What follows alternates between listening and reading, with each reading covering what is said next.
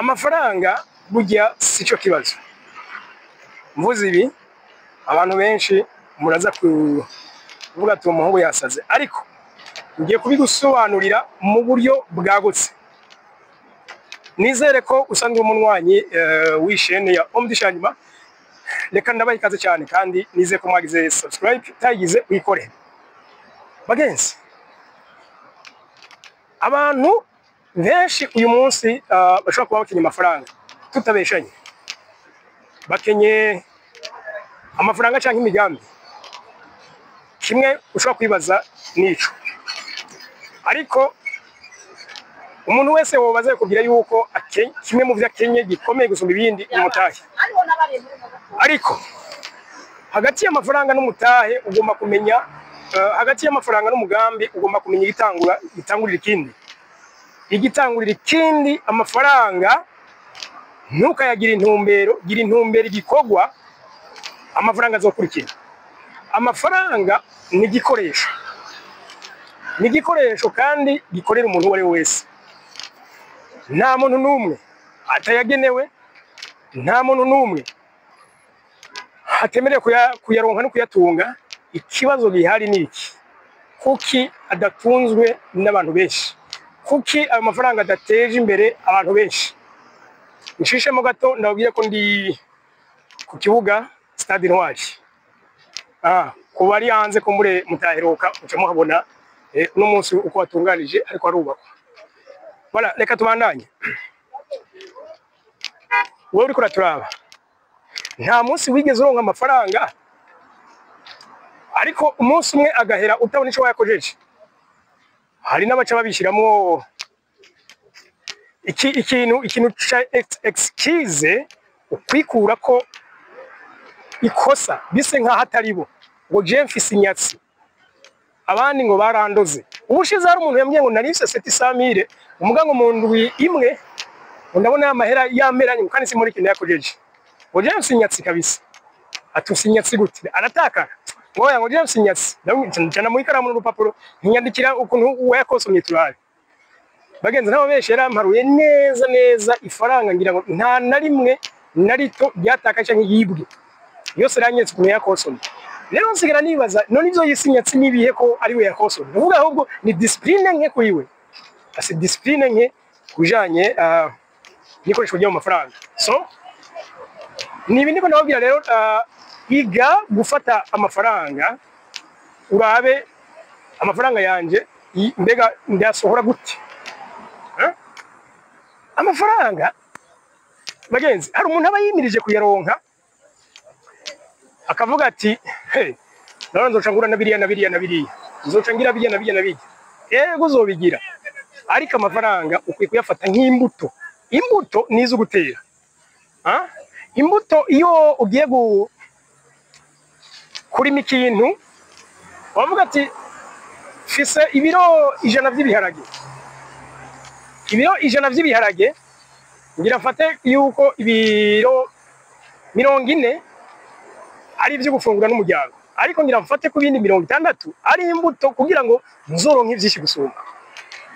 N'amafaranga nayo rero nimba ushaka kuronka amafaranga, reka ziniwe ndavuga igitigiri ko abantu binjiza amafaranga mu buryo butandukanye. Ukinjiza amafaranga angana gutyo, amafaranga yaronderemwa yugira imbuto, ayaba investissement, ayaba umutahe wo kuja kurondera yandi.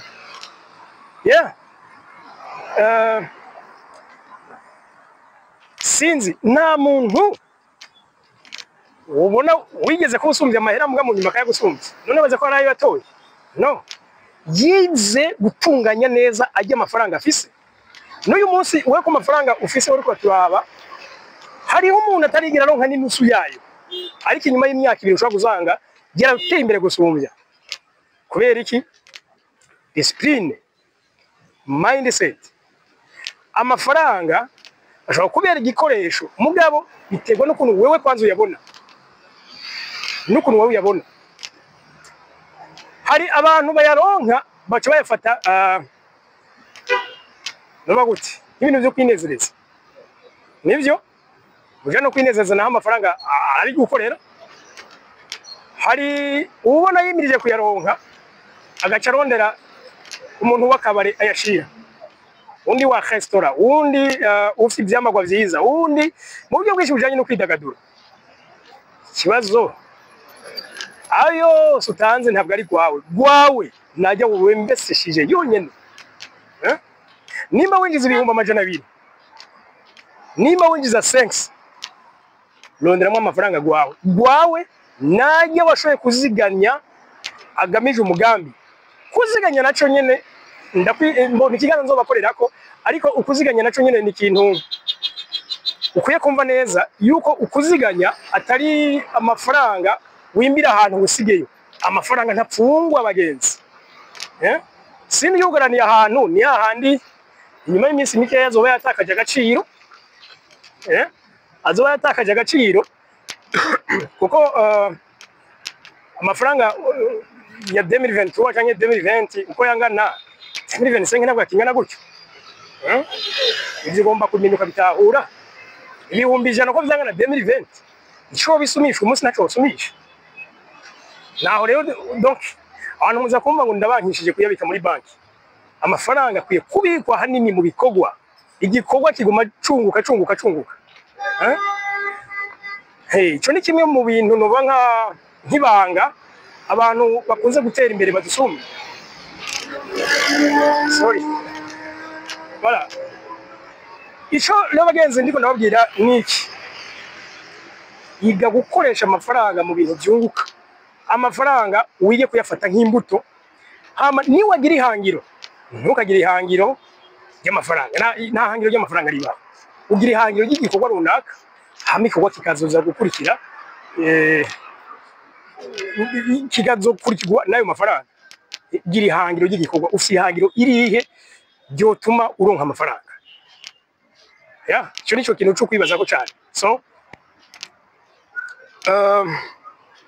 kuri chaîne nzozo ndabasangizaho ibintu bijanye na development personnel, ariko kandi ntibagiye kubasangizaho ama opportunity. Leka nanone kino kintu cha opportunity naco nyenda kivuzeko. Bagenzi abantu batari bake bakunda kunyandikira bati "Oh mdishanyima hari ndafise amafaranga muganda rabuze umugambi kuyakoresha." Abantu babaho, ariko hari n'abandi benshi babuze nabo nyene umutahi. Shano ubwo ati umugambi nda office.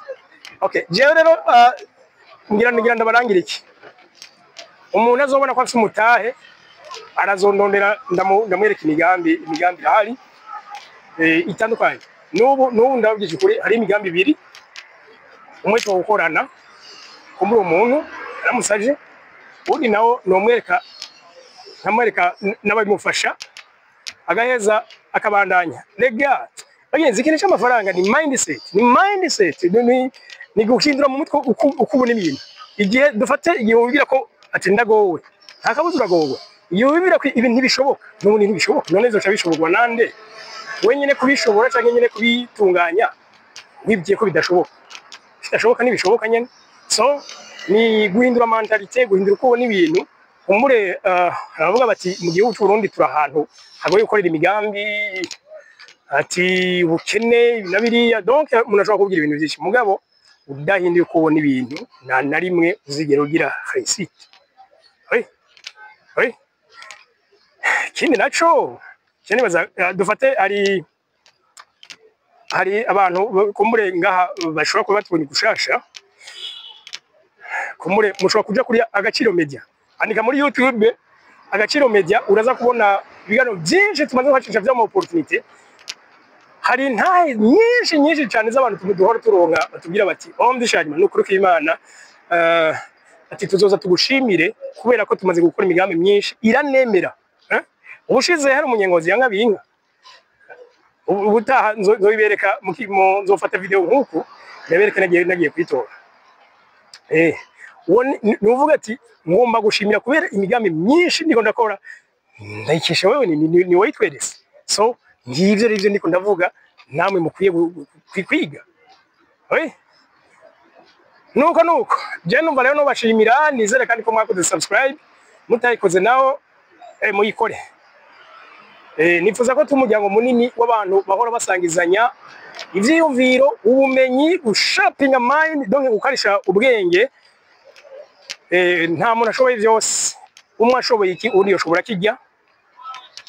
Ikindi naco mbasabe ko muze murandika muri commentaire mukadusangiza ivyumviro, kandi murabifise bageze murabifise. So nuko rero ndabasezeye, ndabipfuriza kugira amahoro, amagara meza n'amafaranga. Naho ubutaha tuzohuriye mu yindi video, ubutaha. Bye bye.